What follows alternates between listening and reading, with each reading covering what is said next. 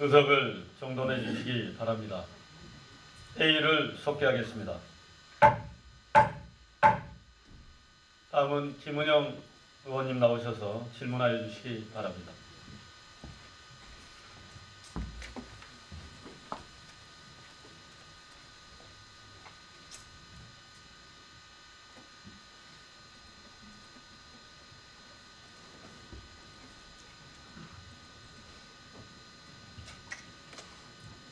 존경하고 사랑하는 국민 여러분, 국민의 뜻을 받들어 민의를 대변하기 위해 노력하는 이남호 의장님과 동료 의원 여러분, 지난주 성황리에 막을 내린 2024년 대한민국 국향대전은 국민의 마음을 하나로 모으고 한평의 위상을 드높인 화려한 축제를 넘어 가슴 벅찬 역사의 한 페이지를 만들었습니다. 이상희 군수님을 비롯한 공직자 여러분의 열정에 깊이 감사드리며 반갑습니다. 김은영 의원입니다. 사랑하는 국민 여러분, 여름 내 지속된 폭염으로 인한 변멸구 피해와 유례없는 가을 장마가 수확의 기쁨을 앗아가며 농심을 사들어가게 만들어 마음이 무겁습니다.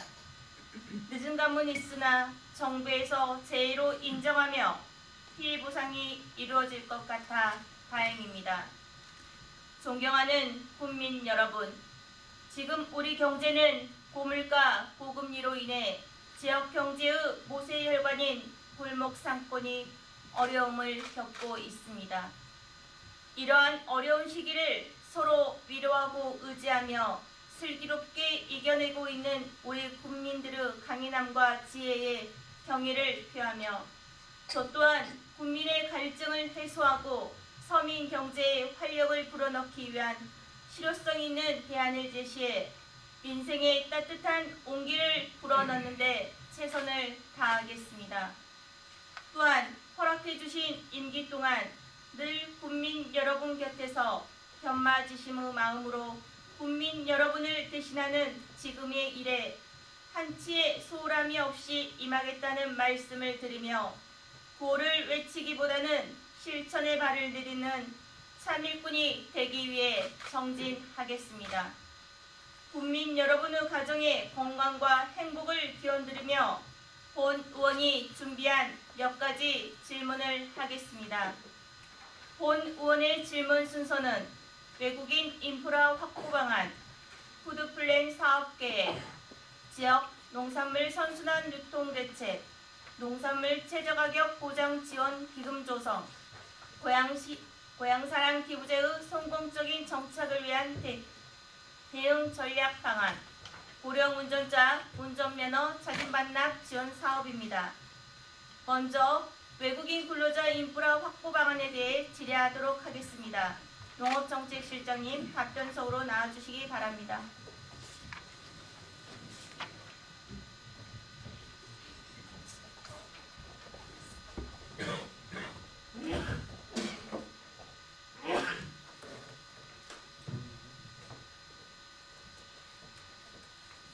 실장님 수고 많으십니다. 지금도 그렇지만 앞으로의 농업은 국가의 경제와 식량 안보에 크게 기여하는 주요 핵심 산업이 될 것이라고 많은 전문가들이 예상하고 있습니다. 그러나 대부분의 농촌의 현실은 고령화와 인구 유출로 노동력 부족 문제에 직면하고 있고 결국 이는 우리 농업 발전에 심각한 위기 요인으로 작용하고 있는 상황입니다. 현재 정부와 지자체 차원에서 노동력 절감을 위한 농업기술과 기계화 농법, 외국인 근로자 유치 등을 통해 이러한 문제 해결을 도모하고 있으나 이마저도 필수 노동력 수요를 충족하는 데 애로가 많은 실정이어서 현재 우리 군에서도 외국인 근로자 배절 프로그램을 운영 중입니다. 외국인 노동력 절멸한 상황에서 필수 노동력 확보에도 어려움을 겪고 있는 우리 농업인들에게 가뭄의 담비와 같은 역할을 해주고 계신 것에 감사드립니다. 그런데 얼마 전 외국인 노동자의 인권에 대한 사회 문제가 대두되면서 우리 농가에서도 적정한 숙소시설을 확보해야 할 의무가 따르면서 외국인 근로자 채용에 어려움을 겪고 있는 실정입니다. 우리 군에서 외국인 근로자 숙소 문제와 관련하여 추진 중의 대책에 대해 설명해 주시기 바랍니다. 답변드리겠습니다. 외국인 근로자의 숙소 문제와 관련하여 추진적인 대책에 대해 답변드리겠습니다. 외국인 계절 근로자를 고용하기 위해서는 고용 농가에서는 냉, 난방, 설비와 온수, 샤워 시설 등 적정 환경을 갖춘 숙소를 제공해야 합니다. 그러나 이러한 적정 시설을 갖추지 못한 농가의 현실적인 어려움을 해결하기 위해 우리 군에서는 권역별 4개 지역, 오랴, 손불, 엄다, 한평읍에 외국인 근로자 숙소 건립을 완공 또는 추진 중에 있습니다. 현재 지난해 10월에 준공된 월야면과 지난 6월 준공된 손불면 권역 근로자 숙소 입주 현황에 대해 말씀해 주시기 바랍니다. 예, 지난해 10월 완공된 오랴면 숙소는 12실로 현재 1인 1실 모든 방이 만실 상태입니다. 올해 6월에 완공된 손불면 숙소는 현재 입주 외국인 근로자를 모집 중에 있습니다. 입주자가 모두 농업 분야에 종사하고 있는 외국인 근로자가 맞습니까? 예, 현재 농업 분야에 종사하는 외국인 근로자 9가구와 산업 분야에 종사하는 3가구가 입시되어 있습니다. 해당 시설은 군수님의 민선 8기 공약사항인 농업 분야 외국인 노동자 수급 문제 해결을 위해 권역별 숙소를 확보하기 위한 시설입니다. 산업 분야 3명이 입주한 것에 특별한 배경이 있습니까? 예, 농업 분야 외에도 지역 내 산업 분야 인력 수요가 있었기 때문에 빈자리를 채우기 위해 일부 산업 분야의 근로자들이 입주하게 되었습니다. 이는 해당 숙소의 효율적인 운영을 위해 임시적으로 조정된 사항이며 이후에도 농업 분야 외국인 노동자 소급 사항에 맞춰 조정될 수 있습니다. 해당 시설이 공실이 발생할 경우 외국인 근로자가 아닌 일반 국민도 이용할 수 있습니까? 예, 먼저 일반 국민 이용 가능 여부에 대해 답변드리겠습니다. 예, 본 보조사의 목적은 농복기철 일선 지원을 위한 외국인 근로자의 주거 안정을 도모하는 것이 원칙입니다. 보조금 지원 조건에 의해 농업 목적 외 이용은 불가능하나 농한기철 입주할 외국인 근로자가 부재할 경우 보조사업자 운영 계획을 받아 농업 분야 미국인 근로자의 입시를 제한적으로 허용하는 방안을 검토 중에 있습니다. 해당 시설의 관리, 운영의 의무를 가진 주체가 각 시설의 소유권이자 보조사업자가 맞습니까? 예, 그렇습니다. 외국인 숙소 운영 주체는 보조금을 받은 보조사업자로 숙소 소유권과 운영 책임은 보조사업자에 있으며 한편 군은 보조금 지원액에 해당하는 토지나 건물을 담보로 10년간 건재당을 설정하여 보조금 목적에 맞게 운영되도록 운영 상태에 대한 사후관리 감독 역할을 하게 됩니다. 해당 시설의 월 임대료는 얼마로 책정되어 있습니까? 네, 오랴면 숙소 이용료는 1실 기준 30만 원이며 1인 사용 시 30만 원, 2인 사용 시는 각 15만 원, 3인 사용 시는 각 10만 원의 이용료를 받고 있습니다. 해당 월 임대료는 행정에서 가이드라인을 제시하여 책정된 금액입니까? 행정에서 별도로 가이드라인 정하고 있지는 않지만은 법무부 외국인 계절근로자 프로그램 운영 지침에 따라 숙소 제공 시 월 임금의 15% 이내로 징수하도록 지도 감독하고 있습니다. 이용 대상자 선정, 월 임대료, 지도 감독을 비롯한 기타 시설 관리 운영에 대한 규정이 있습니까? 법무부 지침에 따른 적정 주거환경 준수 여부 및 보조사업 조건 준수 여부 등 운영 실태에 대해 매 분기별 점검하고 있는 사항입니다. 해당 시설은 민간이 운영하는 시설로서 그 규정에 관해 구체적이고 세부적인 매뉴얼이 있어야만 보조사업의 목적에 부합하는 시설로서 유지 관리가 가능할 것이라고 사료되는데 현재는 이와 같은 규정이 마련되어 있지 않은 것 같습니다. 실장님께서는 이에 대해 어떻게 생각하십니까? 민간의 자율성과 창의성을 존중하면서도 공적 자금의 목적을 훼손하지 않는 범위 내에서 권역별 관리 감독 강화 방안을 마련을 위해 세부적으로 검토 추진하겠습니다. 농업정책실로부터 받은 제출 자료에 따르면 월야면의 외국인 근로자 숙소 시설은 지방자치단체 보조금 관리에 관한 법률상 보조금으로 취득한 중요 재산으로서 보조금의 목적 달성을 위해 목적의 사용, 양도, 교환, 대여 등의 처분을 제한하는 내용으로 2034년 6월까지 부기 등기가 되어 있습니다. 이렇듯 10년간의 처분 제한을 둔 것은 한평군 지방보조금 관리조례 제5조 제3항의 중요재산 공시기간에 따른 것이라 보이는데 맞습니까? 지방자치단체 보조금 관리에 관한 법률 제21조에 따라 재산 처분 제한을 10년을 두고 있습니다. 10년이 경과하고 나면 해당 재산은 보조 사업자에게 전부 귀속되어 보조 사업자가 임의로 처분할 수 있게 되는 게 맞습니까? 지방보존 관리에 관한 법률에서 정한 재산처분 제한기간 종료된 이후에는 시설 운영의 자율성이 보조 사업자에게 이가 됩니다. 실장님, 현재 우리는 국가적으로 인구 감소 문제에 직면해 있고 우리 농촌은 더욱이 노동력 부족 문제가 심각한 상황인데 10년 뒤에는 이러한 문제가 해소될 것이라고 생각하십니까? 인구 감소와 농촌 노동력 부족 문제는 매우 심각한 상황이며 10년 후에도 이 문제가 자연적으로 해소되기는 어려울 것이라고 생각됩니다.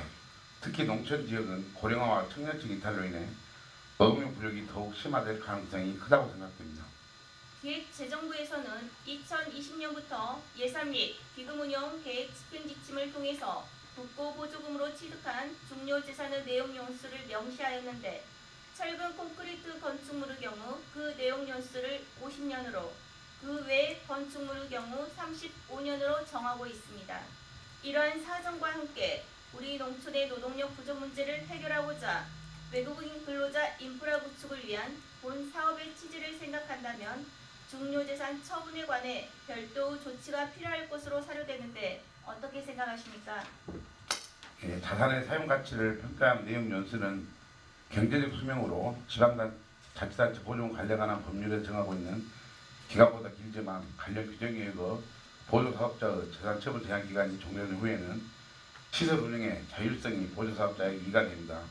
이후 시설이 공익적 목적에 맞게 계속 활용되는지를 우리 군에서는 지속적으로 모니터링하고 관리 감독하도록 하겠습니다. 본 의원이 생각하기에 지방보조금이라 하여 국고보존금과 사정이 다르지 않고 오히려 우리 지역의 열악한 재정 여건과 각종 인프라를 생각한다면 더욱 치밀하고 정교한 행정을 추진할 필요가 있다고 생각합니다. 농업정책실로부터 제출받은 자료에 따르면 우리 군의 외국인 근로자 수요량이 최근 3년 평균 170% 증가율을 나타내고 있고 이는 앞으로 더욱 증가될 전망으로 보입니다. 외국인 숙소 시설 확대 운영 계획이 있으신가요? 우리 군은 전남도 내에서 최초로 숙소를 지원하고 있으며 우리 군이 모델이 되어 도비사업, 보조사업이 신설되었습니다. 이후 도비사업과 병행하여 점차 확대해 나갈 수 있는 방안을 마련하고자 합니다. 향후 사업 추진 관련하여 꼭 현행처럼 보조사업자 운영 방식으로 해야 하는 이유가 있는지 의문이 듭니다. 아무래도 민간 보조사업자보다는 시설관리 운영상의 문제나 민간 재산권 침해 문제 등을 고려하여 군에서 직접 운영하는 방안에 대해서도 검토해 볼 필요가 있지 않나 생각합니다. 실장님은 어떻게 생각하십니까? 군에서는 외국인 근로자 숙소 문제를 해결하기 위해 민간 자원보조 사업을 통해 숙소 건립을 추진해 왔습니다. 만약 군에서 직접 숙소를 운영할 경우 인건비와 운영비 예산 확보는 물론이고 근로자 이탈 등 민원 발생의 책임 여부와 민간 보조사업자 운영에 지장을 줄 가능성이 있습니다. 따라서 외국인 근로자 숙소 추가 수요 여부에 따라 면밀히 검토할 계획입니다. 외국인 근로자뿐만 아니라 내국인 노동자 고용을 촉진하기 위한 방안으로 검토 중인 사항이 있는지 답변 부탁드립니다. 우리 군에서는 내국인 노동자 고용을 촉진하기 위한 여러 방안을 검토하고 있습니다. 그중 하나로 국비 보조사업을 활용해 매년 농촌 인력 중개센터를 운영하고 있습니다. 이 중개센터를 통해 내국인 근로자들을 모집하여 농업 현장에서 일할 수 있도록 돕고 있습니다. 구체적인 모집 실적을 말씀드리자면 2022년에는 3,597명, 2023년에는 3,378명을 모집하였고 2024년 현재까지는 1,619명이 참여하고 있습니다. 앞으로도 이런 노력을 계속하면서 내국인 근로자의 고용을 더욱 확대할 수 있는 방안을 지속적으로 모색하겠습니다. 이렇게 막대한 예산을 투입해서 외국인 근로자 거주시설을 확충한 것도 반드시 필요하다고 생각합니다. 그러나 본 의원이 생각하기에 효율성이나 경제적 측면에서 볼 때 아쉬운 측면이 다소 있는 것 같습니다. 그렇기에 외국인 근로자를 위한 인프라 확충만 고집할 것이 아니라 내국인 근로자에 대한 인센티브를 발굴하고 지원함으로써 내국인을 통한 안정적인 노동인력 확보와 더불어 우리 농업 농촌에 대한 인식을 제고할 필요가 있다는 생각을 하게 됩니다. 실장님 이에 대해 어떻게 생각하십니까? 말씀하신 대로 내국인 근로자에게 인센티브를 제공하는 방안도 중요한 대책이 될 수 있다고 생각합니다. 이를 통해 내국인 근로자를 농촌으로 유입시키고 안정적인 노동 인력을 확보하는 데 기여할 수 있을 것입니다. 더불어 내국인들이 농업과 농촌에 대해 긍정적인 인식을 가질 수 있도록 지원 정책을 발굴하는 것도 매우 필요하다고 생각됩니다. 농업과 농촌 경제의 지속 가능성을 위해서는 인력난 해소가 필수적입니다. 지금 우리 농촌의 노동력 문제를 타개하기 위해서는 좀 더 적극적인 정책을 발굴할 필요가 있다고 생각합니다. 계속해서 푸드플랜 사업과 지역 농산물 선순환 유통 대책에 대해 질문 드리겠습니다. 지속가능한 농업 농촌의 발전을 위해서는 농촌 경제 활성화 없이는 불가능합니다. 그리고 건강한 농촌 경제 생태계를 구축하기 위해서는 다른 무엇보다 주요 구성원인 농업인들의 소득 증대를 통한 경제 활성화를 이끌어내야 한다고 생각합니다. 우리 군의 청정, 녹색 이미지와 함께 고품질의 농산물, 가격 경쟁력이 더해진다면 충분히 장기적인 관점의 경쟁력이 있을 것이라 사료됩니다. 우리 군 역시 이를 위한 목적으로 지난 2023년 푸드플랜 구축을 위한 기본 계획 용역을 완료하고 현재 사업 구체화 및 실행 단계에 접어든 것으로 볼 수 있을 것 같습니다. 이와 관련하여 한평군 푸드플랜 사업 계획에 대해 질문 드리겠습니다. 푸드플랜의 정책을 크게 생산, 가공, 유통으로 구분할 때 가장 먼저 선행돼야 할 과제는 생산이라 생각하는데 본 의원의 의견에 동의하십니까? 예, 우리 군의 경우 청정 한평과 고품질 농산물을 바탕으로 하고 있기 때문에 이러한 경쟁력을 더욱 강화하기 위해서는 안정적인 생산 기반 구축이 필수적이라고 생각됩니다. 선순환 정책에 참여하는 농가 수와 품목별 면적, 출하시기 자료입니다. 현재 우리 군 푸드플랜 선순환 정책에 참여하는 농가 수와 품목별 면적이 2023년도 13농가 8개 품목 생산 면적 2,622제곱미터, 2024년도 7농가 7개 품목 생산 면적 4,814제곱미터로 제한된 품목으로 확인됩니다. 과소한 생산 기반이 문제점으로 느껴지는데 실장님은 어떻게 생각하십니까? 예, 현재 생산 품목수는 제한되어 있으나 농가 교육 및 조직화를 통해 소비자가 요구하는 품목수를 점차 늘리고 연중 생산 공급이 이루어지도록 하겠습니다. 푸드플랜의 성공을 위해서는 다양한 상품의 지속적이고 안정적인 공급이 필요하다고 생각되는데 이를 위한 참여농가 확보 방안 또는 생산 기반 시설의 확보 방안으로 검토 중인 내용이 있으신지 질문 드립니다. 예, 공유 농장을 조성하고 기획 생산 참여 농가 지원 사업을 추진 중에 있습니다. 농업정책실로부터 받은 받은 자료를 살펴보면 2024년 현재까지 농산물 유통가공시설 관련 사업으로 농산물 종합가공센터 37억, 먹거리 통합지원센터 80억 원에 비해 생산 및 생산 기반 지원의 예산은 공유농장 조성 3억 5천만 원, 기획생산 참여농가 지원 사업에 2억 3천만 원에 불과합니다. 푸드플랜 구축에 있어서 사업비 투자가 생산 기반 확충보다는 가공, 유통 분야에 과도한 편중이 있어 보이는데 어떻게 생각하십니까? 예, 앞으로는 생산 기반 확충에 대한 투자도 더욱 강화하여 생산에서부터 가공, 유통까지의 전 과정이 균형 있게 이루어질 수 있도록 사업비를 조정하고 참여 농가의 역량을 더욱 확대하는 방향으로 나아가겠습니다. 지난 293회 임시회 때에도 실장님께서 말씀하셨듯이 많은 농가들로부터 양질의 농산물을 납품받아 소비자에게 저렴하고 건강한 농산물을 공급할 수 있어야 함에도 불구하고 현재 품목의 다양화는 물론 적정량의 물량 확보조차 쉽지 않은 상황입니다. 우리 농가들의 참여가 저조한 원인이 어디에 있다고 생각하십니까? 예, 농가의 입장에서는 생산 농산물을 적정한 가격으로 출하하고 일정한 소득을 위해서 일정 규모 또는 지속적인 출하가 가능한 납품처가 필요하다고 생각됩니다. 이를 위해 로컬푸드 직매장의 활성화와 먹거리 통합 지원센터의 건립이 원활히 진행되도록 최선을 다하겠습니다. 계획대로라면 오는 25년 6월 중 황소주차장 인근에 두 번째 로컬푸드 매장을 신설할 계획으로 알고 있습니다. 해당 부지에 로컬푸드 매장을 추가로 건립하게 된 배경에 대해 설명해 주시기 바랍니다. 예, 로컬푸드 지역 선순환 먹거리 체계에서 연중 생산 공급의 조직화 및 생산농가 활성화를 도모하기 위해서는 기존 올해 로컬푸드 직매장으로는 한계가 있고 지역 내 관계시장에서 안정적으로 연중 먹거리를 공급하는 체계를 만드는 것이 중요하다고 판단하여 한평문권 매장을 개강이 되었으며 읍내급 매장을 기반으로 공공조사 기반을 마련해 나갈 계획입니다. 월야 로컬푸드 직매장의 2020년부터 2023년도까지 4개년의 손익계산서를 살펴보면 매출액은 연평균 21% 정도 성장하고 있는 반면 영업이익이 매년 6, 7천만 원 규모의 적자를 보이고 있습니다. 적자의 원인을 어떻게 파악하고 계십니까? 예, 품목 다양화 부족, 참여 농가 관심 부족, 홍보 및 소비 촉진 행사 부족, 판매량 저조로 인한 낮은 수익으로 참여 농가 이탈 발생으로 분석이 됩니다. 현재 운영 중인 직매장이 매년 적자를 기록 중으로 매장 운영의 지속 가능성에 대해 의구심이 생기는 이 시점에 이러한 운영 실적으로 두 번째 로컬푸드 매장이 들어선다고 하니 많은 걱정이 앞섭니다. 실장님께서 앞서 매장 운영을 직영으로 전환한다는 계획을 말씀하셨으나 직영으로 전환한다고 운영의 내실화가 될 수 있을지 사실 의문이 들고 직영 전환을 하더라도 수익 부족 개선은 반드시 필요할 것으로 생각합니다.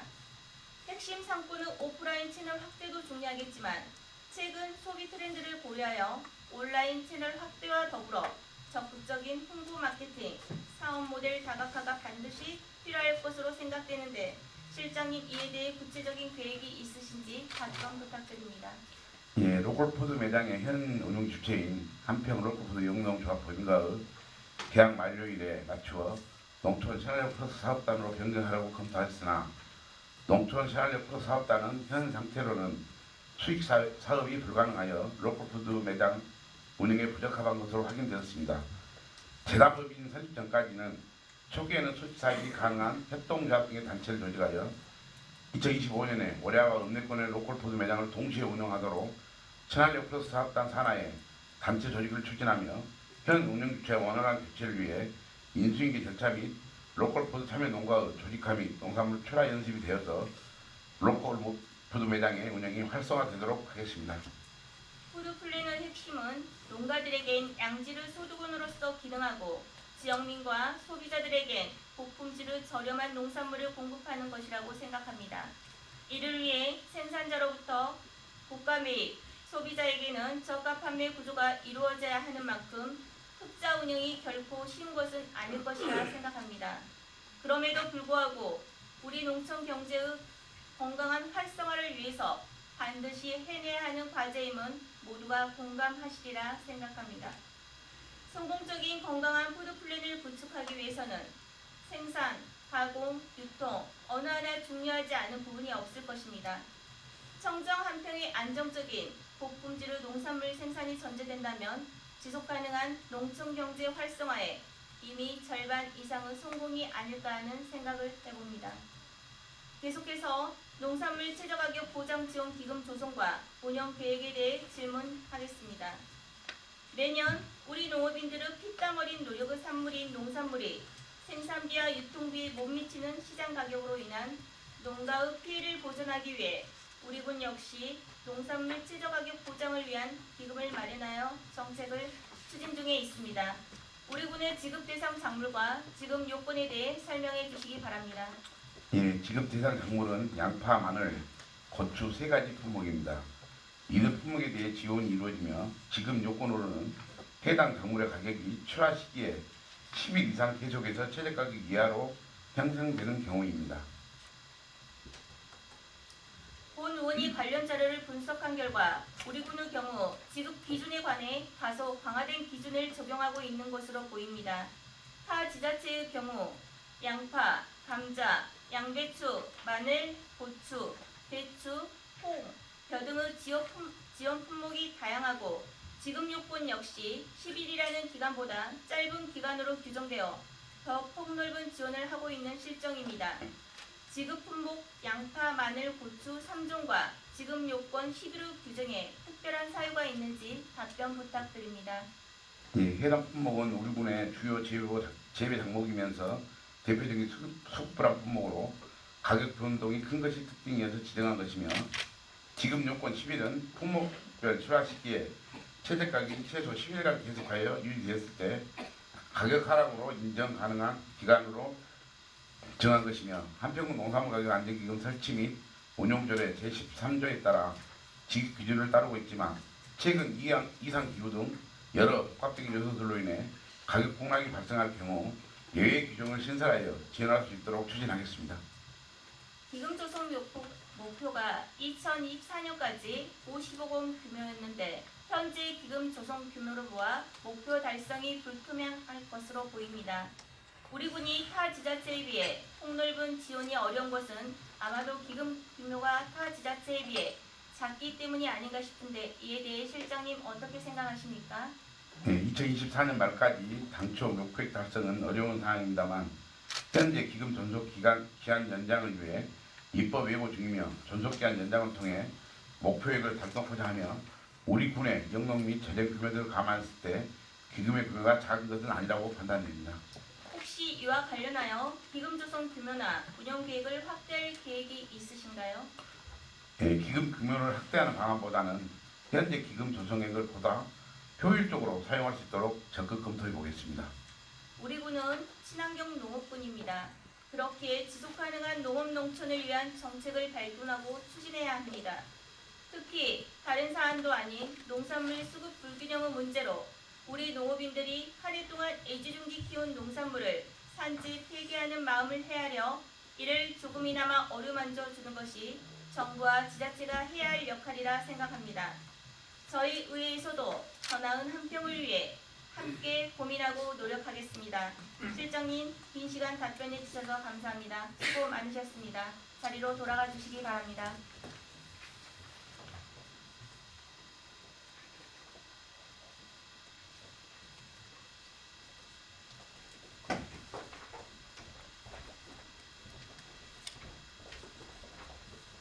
다음은 고향사랑 기부제의 성공적인 정착을 위한 대응 전략과 관련하여 재무과장님께 질문 드리겠습니다.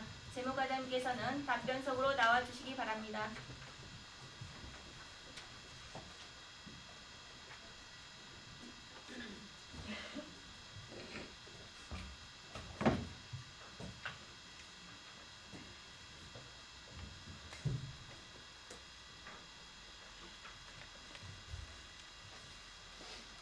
과장님 수고 많으십니다. 건전한 기부문화 조성과 지방재정 확충 및 지역경제 활성화를 위해 본인이 거주하는 지역이 아닌 타 지자체에 기부하면 세액공제와 기부금의 30% 범위 안에서 지역 농특산품을 답례품으로 받을 수 있는 고향사랑 기부금법이 2023년 1월 1일부터 시행 중으로 수도권과 지방 간 경제적 사회적 불균형, 경제활동 인구 수도권 집중으로 인한 세수 격차가 심화되고 있는 상황에서 2024년 기준 재정 자립도 7.16%로 전국 최하위권에 있는 우리 군은 고향사랑 기부금을 통한 재정 확충이 절실히 필요한 때입니다. 이에 고 의원은 고향사랑 기부금을 통한 세입 증대 방안에 대해 질문하겠습니다. 과장님, 2023년 고향사랑 기부금 목표액과 달성액, 2024년 목표액 및 10월 말 기준 모금액에 대해 답변해 주시기 바랍니다. 네, 답변을 드리겠습니다. 2023년 목표액은 3억 원이고 달성액은 3억 6,600만 원이었습니다. 2024년 목표액은 4억 5천만 원이며 10월 14일 현재 모금액은 1억 2,325만 7천 원입니다. 화면을 띄워주시기 바랍니다. 과장님, 방금 전 2023년 목표액이 3억이라고 답변하셨는데 재무과에서 제출된 전남 고향사랑 기부금 접수 현황을 보면 우리 군 목표액이 2억 5천으로 되어 있는데 정확한 목표액이 얼마인가요? 네, 답변 드리겠습니다. 중앙정부와 전라남도에서는 제도 시행 시부터 시행 이후까지 계속해서 시기별로 목표액을 조정했었고 당시 여건에 따라서 우리 군에서도 현실적인 목표액을 설정하기 위하여 계속해서 조정을 해왔습니다. 그리고 이 제도 시행을 앞둔 2022년 말 3억 원으로 목표액을 최종 확정하였습니다. 제출 자료에 2억 5천만 원은 2023년 3분기에 전라남도에서 조정한 목표액으로 우리 군의 2023년 목표 모금액은 3억 원이 정확한 수치입니다. 화면에 보이는 바와 같이 우리 군과 재정 여건 등이 비슷한 전남도 타 지자체 목표액을 비교 분석했을 때 목표액이 하향 설정되었다 생각하는데 목표액 설정 기준에 대해 설명 부탁드립니다. 국내 경제 상황이 계속해서 불안정하고 민간 단체들의 기부 현황도 저조한 상황에서 고향사랑 기부제만 금액적으로 상향할 것이란 것은 지나치게 낙관적인 전망이라고 생각되었습니다. 따라서 실제 모금이 가능한 금액을 목표로 설정하였습니다. 저는 객관적인 측정값에 의해 목표액이 설정되었을 거라 생각했는데 담당 부서의 주관적인 의견에 의해 설정되었습니다. 물론 담당 부서에서 면밀히 검토하였겠지만 답변하신 것처럼 경제가 불안정하고 기부 현황이 저조한 상황은 타 시군도 마찬가지라 생각됩니다. 2025년 목표의 설정 시 이러한 부분들을 감안하여 상향 설정하여 주시기를 부탁드립니다. 과장님, 2024년 목표액 4억 5천만 원인데 10월만 모금액은 1억 2,300만 원으로 실적이 저조합니다. 목표 달성 가능한가요? 금년에도 경기 침체와 물가 상승 그리고 금리 인상으로 경제적으로 매우 어려운 상황입니다. 또한 여전히 고향사랑 기부제가 2023년도에만 해당하는 단년도 사업으로 잘못 알고 있는 주민들이 많아서 참여율이 매우 저조한 상태입니다. 따라서 연말 정산을 기대하고 있는 근로자를 대상으로 홍보하고 안내해서 12월까지는 목표를 달성할 수 있도록 최선을 다하겠습니다. 이어서 질문 드리겠습니다. 전남 17개 군 단위 평균 모금액과 우리 군 순위는 몇 위입니까? 현재 평균 모금액은 6억 4,447만 6천 원이며 우리 군 순위는 14위입니다. 가장 실적이 좋은 담양군은 22억 4,240만 원을 모금하였습니다. 담양군 실적이 좋은 이유는 무엇이라고 생각하십니까? 담양군은 제도 시행 이전인 2022년도부터 1개 팀과 5명의 팀원을 구성하여 준비를 하였으며 특히 조직 개편을 통해서 참여 소통실 내에 고향사랑팀을 포함하여 연계성 있는 4개 팀을 위치시켜 유기적인 체계를 갖추고 제도 시행을 이끈 것으로 보여집니다. 또한 기부 문화를 활성시키기 위해서 여러 가지 프로그램을 운영하고 다양한 홍보로 기부자들이 기부 효능감을 느끼도록 하였습니다. 이에 비해서 우리 군은 고향사랑 기부금 팀이 아직까지 구성되지 않았고 담당자 한 명이 홍보 업무를 추진함에 어려움이 굉장히 많았습니다. 전라남도 시군 중 팀도 없이 직원 한 명만이 본 업무를 담당하고 있는 것은 구례군과 저희 한평군뿐입니다. 이에 저희 군도 관련 부서와 협의해서 조직과 인력을 충원하고 홍보활동을 강화하여 타 시군처럼 고향사랑 기부금 확보에 노력을 하겠습니다. 화면을 띄워주시기 바랍니다. 담양군의 2023년 고향사랑 기부제 추진 현황입니다. 보시는 바와 같이 전자결제 공문 하단, 고향사랑 기부제 문구 삽입, 고액 기부자인 카타르 월드컵 국가대표 나상호 선수 홍보 영상 제작, 진로 참이슬 후면 라벨 부착 등 홍보 강화와 고액 기부자 명예의 전당 운영, 기부자 기념사진 제작, 배부 및 명예군민증 수여 등 기부자 이유, SNS 이벤트 진행과 같은 다양한 시책을 추진 중입니다. 이러한 우수한 시책을 우리 군에서도 추진해야 된다고 생각하는데 과장 생각은 어떠신가요? 우리 군에서도 이와 같은 우수한 시책은 적극적으로 도입해서 기부 활성화를 도모할 필요가 있다고 생각됩니다. 우리 군만의 특색을 살리면서 기부자의 마음을 움직일 수 있는 묘책이 나와야만 성과를 거둘 수 있다 생각합니다. 모강은 창조의 어머니라 하였습니다. 타 지자체의 우수한 사례를 분석하여 한층 업그레이드된 결과를 도출할 수 있는 거야말로 능력이라 생각합니다. 과장님 동의하신가요? 예, 동의합니다. 우호님의 말씀처럼 타 지자체의 우수한 사례를 벤치마킹해서 우리 군의 상황에 맞게 개선하고 발전시키면 기부 활성화뿐만 아니라 전반적인 군 발전에 더 큰 도움이 될 거라고 생각됩니다. 벤치마킹, 업무 연장 등 좀 더 적극적인 자세로 세수 증대 방안에 대해 열정을 쏟아주시기 부탁드리며 계속해서 고향사랑 기부금 답례품에 대해 질문 드리겠습니다. 위 질의 준비를 위해 본 의원 나름대로 우수한 성과를 거둔 지자체와 우리 군의 큰 차이점이 무엇인가 분석해 보았습니다. 먼저 우리 군 답례품 목록 현황을 살펴보겠습니다. 답례품은 41종 82개 품목으로 쌀, 한우 등의 농축산물 위주입니다. 최상위 그룹인 담양군과 비교해서 불편하실 거라 생각하지만 이왕이면 우수한 시군과 비교함으로써 효율적인 결과가 나올 것 같아 비교하는 것이니 양해 바랍니다. 담양군의 답례 품목은 123개 중 한옥체육관 숙박권, 도자기 체험 등 관광 서비스 분야에 11개의 품목이 있습니다. 2023년 고향사랑 기부자 중 답례품 선호도가 높은 품목 5종류에 대해 말씀해 주시기 바랍니다.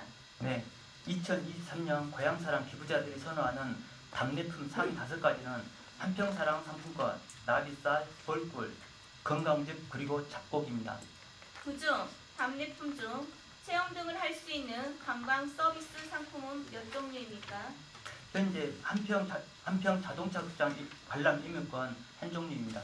한평 자동차 극장 관람 예매권 한 종류가 맞습니까? 예, 그렇습니다. 재차 확인한 이유에 대해 설명드리지 않아도 아실 거라 믿습니다. 2023년 기부자 연령 분석 결과 80%가 30대 연령층입니다.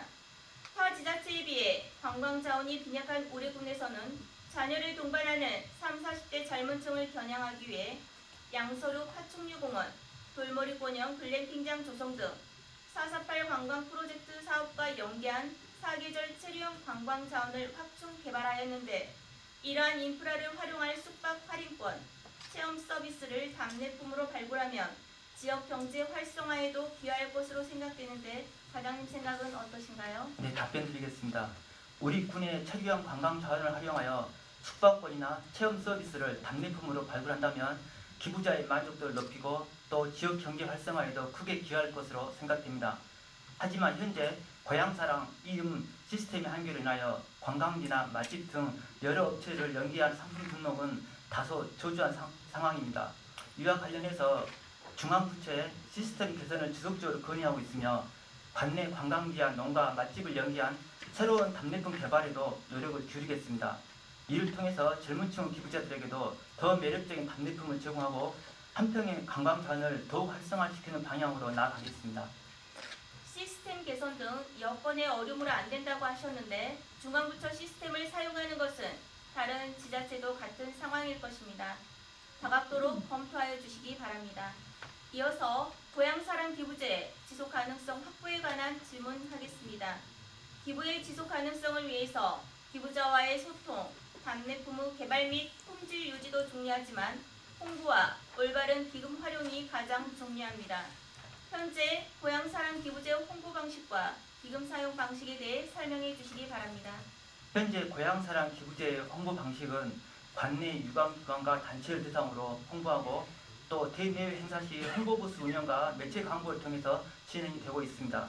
기금 사용 방식은 2024년 4월에 기금을 신설하여 주로 정기예금으로 운영하고 있고 2025년부터는 기본 운영 경비와 기금 사업에 활용할 예정입니다. 화면을 띄워주시기 바랍니다. 복성군의 인구는 27,000명, 이 중 어린이는 1,800명입니다. 지역 소멸을 걱정하는 것은 우리 군과 마찬가지 상황입니다. 지난해 3월 복성의 소아과 의사를 모셔오는 기부군을 만들자라는 아이디어로 올 1월부터 복성의 소아과를 선물하세요라는 문구를 내걸고 기부금을 모으자 전국에서 기부금이 답지하여 그 결과 고향사랑 기부로 세운 복성 1호 소아과 진료가 시작되었습니다. 아이디어 하나가 국민의 삶의 질을 바꾸고 있습니다. 공직자 여러분의 적극적이고 참신한 정책을 기대하는 바입니다. 과장님, 복성군이 선방을 날렸지만 우리 군에서도 전국 최고 아이디어를 만들 수 있겠지요? 네, 우리 군도 곡성군의 사례를 벤치마킹하고 또 우리 군만의 특수성을 고려해서 아이디어를 발굴해서 지역 발전에 기여할 수 있도록 최선을 다하겠습니다. 고향사랑 기부금은 지방재정 확충과 지역 경제 활성화라는 두 마리 토끼를 잡을 수 있는 제도입니다.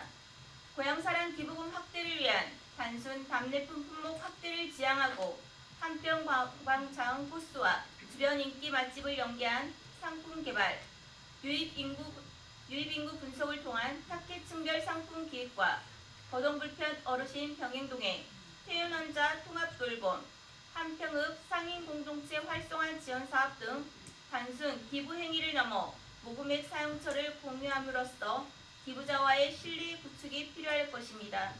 기부금의 사용처를 공정 투명하게 집행하여 한평군이 기부자들과 함께 성장하고 발전해 나갈 수 있도록 힘써 주시길 바랍니다. 이상 재무과 소관 질문을 마치겠습니다. 재무과장님 수고 많으셨습니다. 자리로 돌아가 주시기 바랍니다.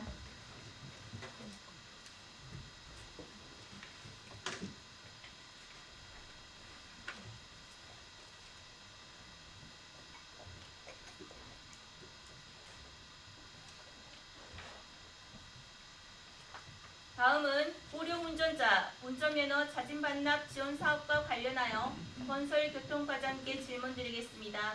건설교통과장님 답변석으로 나와주시기 바랍니다.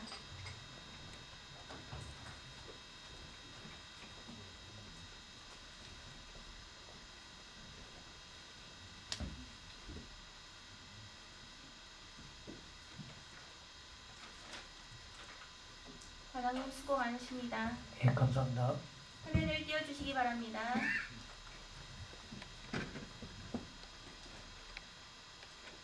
최근 고령자의 운전면허 문제가 우리 사회의 이슈로 대두되고 있습니다.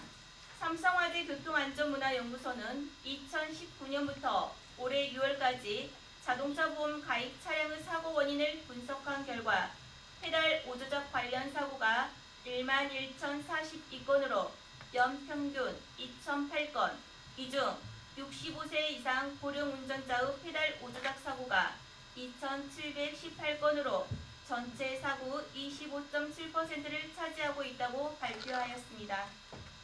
우리 사회가 소고령화 사회로 진입하면서 고령 운전자 문제는 꾸준히 증가 추세에 있고 이에 따른 현실적이고 적극적인 지원 장치가 시급한 상황이라 생각합니다.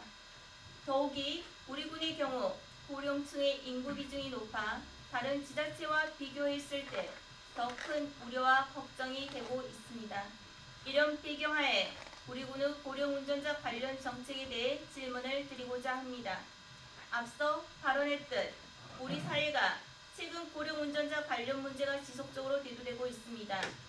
우리 군에서 고령 운전자 문제를 위한 대책으로 어떤 사업이 추진 중인지 간략히 말씀해 주시기 바랍니다. 네, 답변드리겠습니다. 먼저 우리 군에서 추진 중인 고령 운전자 문제에 대한 대책을 간단히 말씀드리겠습니다. 첫째, 고령 운전자에 대한 운전면허 자진 반납 인센티브 지원 사업을 매년 추진하고 있습니다. 올해는 운전면허를 자진 반납한 고령 운전자 45명에게 각각 지역 상품권으로 30만 원씩을 지급 완료했습니다. 둘째, 차선 이탈 경보장치 설치 지원 사업도 추진 중에 있습니다. 현재까지 신청자 12명을 대상으로 11월 중 경보장치 설치를 예정하고 있으며 추가 인원을 모집하고 있는 상황입니다. 참고로 차선 이탈 경보장치의 설치비는 1개당 50만 원입니다. 2022년 고령 운전자 운전면허증 자진 반납 지원 사업 제도 시행 이후 현재까지 반납 실적이 연평균 50건에 예산 집행액이 1,400만 원입니다. 인원수로만 따져봤을 때 2024년 현재 기준 관내 고령 운전자 수인 5,054명 대비 1%대 수준으로 매우 저조한 편으로 보입니다. 정부와 지자체가 고령 운전자 문제를 인식하고 이에 대한 대안으로 내놓은 정책이 운전면허증 자진 반납인데 기대한 만큼의 효과는 보이지 않고 있다고 생각합니다. 과장님께서는 이러한 원인이 무엇이라고 생각하십니까? 답변드리겠습니다. 의원님의 말씀처럼 고령 운전자 운전면허 자진 반납 지원 사업의 실적이 기대만큼 높지 않는 것이 사실입니다. 이러한 현상은 고령 운전자들의 이동수단에 대한 의존도가 큰 것이 주된 원인입니다. 특히 우리 군처럼 대중교통 인프라가 상대적으로 부족한 지역에서는 개인 차량이 주요 이동수단이기 때문에 운전면허를 반납하는 것에 대한 심리적 부담이 크다고 봅니다. 운전이 주는 편리함을 포기하는 데 있어 현 지원 금액이 큰 매력으로 다가오지 않는 부분도 있다고 생각됩니다. 과거에 우리 군에서 고령 운전자 정책과 관련된 연구 용역을 실시하거나 타시군의 연구 용역 결과를 분석한 적이 있으신가요? 우리 군에서는 고령 운전자 정책과 관련된 연구 용역을 진행하고 있지는 않지만 현재 정부에서 고령자의 면허 반납을 유도하기 위해서 정책을 구한 중이며 이에 정부의 시책에 맞추어 필요시 연구 용역을 시행하도록 하겠습니다. 그렇다면 과장님께서는 이런 상황 하에서 우리 군이 해야 할 역할이 무엇이라고 생각하십니까? 현재 지급되는 30만 원 상당의 지역 상품권 외에 추가적인 혜택을 제공하거나 장기적으로 운전면허를 반납한 고령 운전자들이 다양한 혜택을 받을 수 있는 시스템을 구축할 필요가 있습니다. 예를 들어 의료 서비스 할인, 교통비 지원 등 실질적인 혜택이 포함된 인센티브가 부여될 수 있겠습니다. 그리고 홍보 및 인식의 개선입니다. 고령 운전자들이 자진 반납을 긍정적으로 인식할 수 있도록 하여 자발적인 참여를 유도할 수 있을 것입니다. 고령 운전자들의 운전을 제한하는 것에 대한 반대급부로 주어지는 30만 원 상당의 경제적인 보상은 고령 운전자의 운전면허 반납을 유도하기에 사실상 한계가 있을 수밖에 없습니다. 정작 필요한 것은 어르신들께서 자가 운전이 없이도 자유로운 이동을 할 수 있게 해드릴 것이 아닐까 생각합니다. 현재 65세 이상 노인을 비롯한 교통약자들을 위해 교통 편의를 지원을 위한 사업으로 행복택시 사업, 바우처 택시 사업이 있습니까? 맞습니까? 예, 맞습니다.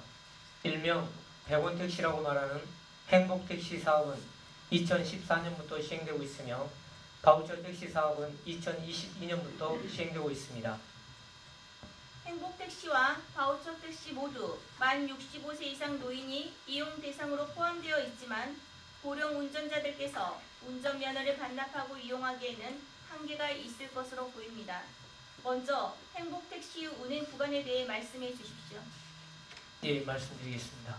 행복택시는 버스 승강장에서 마을까지 600m 이상 거리에 있는 마을이 대상이며 해당 마을에서 가까운 인근 읍면 소재지까지 현재 9개 읍면 57개리 73개 마을에서 772명이 행복택시를 이용하고 있으며 관내 66대의 일반 및 개인 택시가 행복택시로 운행되고 있습니다. 어르신들께서 꼭 읍면 소재지만 가는 것이 아닌데 말씀하신 바와 같이 행복택시는 목적지가 인근 읍면 소재지로 한정되어 있습니다. 때에 따라서는 동일 읍면 내의 옆마을로 가야 할 수도 있고 월야면에서 송불면까지 가야 할 경우도 있을 것입니다. 지금 사업 10년차로 어느 정도 정책의 성숙기에 접어들었다고 보이는데 사업 추진 과정에서 행복택시 운행 구간에 관해 국민들의 개선 요구는 없었습니까? 행복택시의 경우 교통 접근성이 취약한 마을인 농어촌 버스 미운행 마을 주민들이 대중교통을 이용할 수 있도록 지원하고 있기에 읍면 소재지로 한정되어 있으며 목적지까지 대중교통을 이용하여 원활히 사용할 수 있도록 지원하고 있습니다. 사업이 시행된 지 10년차에 접어들면서 정책이 성숙기에 들어섰다고 볼 수 있으나 운행 기간에 대한 국민들의 요구는 시간이 지나면서 더욱 다양화되고 있습니다. 그러나 예산이 수반되는 사항임에 따라 개선 사항에 대하여는 정부 방침에 맞게 진행되도록 개선해 나가겠습니다. 그럼 계속해서 바우처 택시에 관해 질문하겠습니다. 바우처 택시 운행 구간은 어떻게 되나요? 바우처 택시는 한평군 관내 전 지역에서 이용이 가능하며 현재 15대의 바우처 택시가 운행 중입니다. 이는 2023년 대비 5대가 증차된 수치로 25년도에도 15대가 운행될 예정입니다. 바우처 택시에 대한 근거 벽규인 한평군 교통약자를 위한 특별교통수단 운영 조례에 따르면 이용 대상이 만 65세 이상 노인이 포함되어 있습니다. 실제로 아무 정해가 없는 만 65세 이상 고령자가 바우처 택시를 이용할 수 있습니까? 답변 드리겠습니다. 장애 없는 65세 이상 고령자는 바우처 택시를 이용할 수 없으나 굳이 이용하고 싶다면 대중교통 이용이 어렵다는 의료기관의 진단서가 필요합니다. 말씀하신 바와 같이 만 65세 이상의 고령자가 바우처 택시를 이용하기 위해서는 대중교통 이용이 어렵다는 의료기관의 진단서가 필요하고 이 또한 한시적으로만 이용 가능하도록 규정되어 있어 실제로 장애가 없는 65세 이상의 국민들께서 바우처 택시를 이용하기에는 다소 어려울 것으로 생각됩니다. 이용 대상자와 관련하여 관련 조례 제13조 제1항에는 1. 장애인 2. 고령자 3. 동반가족으로 규정되어 있고 2항에는 이용자 선정 기준과 이용 범위에 대해 군수가 따로 정할 수 있다고 규정되어 있습니다. 본 조례 외에 이용 대상에 대해 규정하고 있는 법규 명령이 있습니까? 본 조례 외에 법규 명령은 없습니다. 그러면 관련 조례 제13조 제2항의 특별교통수단 등의 이용자 선정 기준과 이용 범위는 위원회의 심의를 거쳐 군수가 따로 정할 수 있다라는 규정에 따라서 지정된 유형과 인원이 실제로 얼마나 됩니까? 조례 규정에 따라 별도로 지정된 이용과 인원은 현재 없습니다. 이는 전라남도 22개 시군 모두 동일한 형편입니다. 그럼 과장님, 운전면허를 반납한 고령 운전자들을 위원회의 심의를 통해 이용 대상으로 추가하는 것에 대해 법적으로 가능한가요? 고령 운전자들의 바우처 택시 이용 대상 추가권에 대해서는 현재 불가하다고 판단됩니다. 상위법인 교통약자의 이동편의 증진법 제16조에 따라 전라남도 광역 이동지원센터에서 통합 운영하여 전남 22개 시군 모두 동일하게 등록 심사를 진행하고 있기 때문에 이용 대상 추가에 대한 검토는 전라남도 방침에 맞추어 진행해야 할 것으로 판단됩니다. 과장님, 본 부원은 우리 군이 운전면허를 반납한 고령 운전자의 이동 편의 증진을 위한 정책으로 바우처 택시 이동 대상의 요건을 완화하거나 또는 유사 사업 모델을 발굴하여 추진할 필요가 있을 것으로 사료되는데 어떻게 생각하십니까? 답변드리겠습니다. 운전면허를 반납한 고령 운전자의 이동 편의를 증진하기 위해 바우처 택시 이용 대상 요건을 완화하거나 유사한 사업 모델을 발굴하는 것이 필요하다고 생각합니다. 이에 대해 법적, 행정적 가능성을 면밀히 검토해 나가도록 하겠습니다. 우리 군은 65세 이상 노인 인구가 전체 국민의 41%를 차지하고 있는 초고령 사회입니다. 앞으로 고령 운전자는 점차 증가할 것이고 고령 운전자를 포함한 우리 국민 모두는 안전한 교통 환경을 영위할 수 있어야 합니다. 현재 바우처 택시 사업이 추진 중에 있으나 이용 요금이나 이용 대상자 선정과 관리에 분명한 문제점이 있습니다.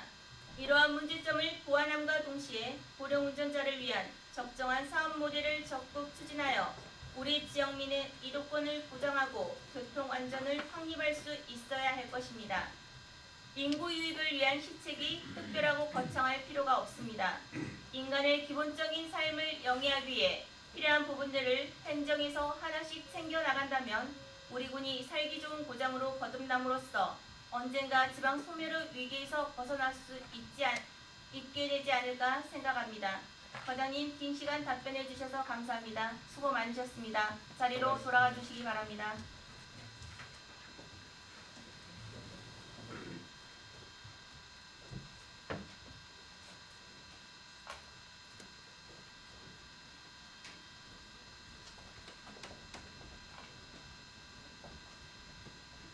오늘 군정 질문에 성심성의껏 답변해 주신 실과 소장님과 군정 질문 답변 준비를 위해 노고를 아끼지 않으신 공직자 여러분들께 감사의 말씀을 드립니다. 오늘 집행부와 곧 부원 간에 주고받은 군정 현황에 대한 해법을 적극 모색하고 지적된 의견을 검토하여 군정에 적극적으로 반영해 주시기 부탁드리며 군정 질문을 모두 마치겠습니다. 끝까지 경청해 주셔서 감사합니다.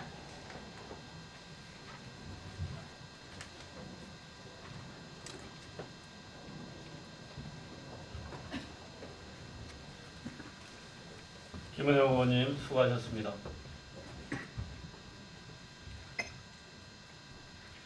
오늘 군정 전반에 대한 심도 있는 질문을 해주신 두 분 의원님과 답변에 성실하게 임해주신 집행부 공무원 여러분께 감사를 드립니다. 수고하셨습니다. 오늘 군정 질문 및 답변에 대한 경미한 사구의 정정은 의장에게 임하여 주시기 바랍니다. 이상으로 제295회 한평군의회 임시회 제2차 본회의를 마치겠습니다. 제3차 본회의는 11월 7일 오전 9시 30분에 개의하겠습니다. 산회를 선포합니다.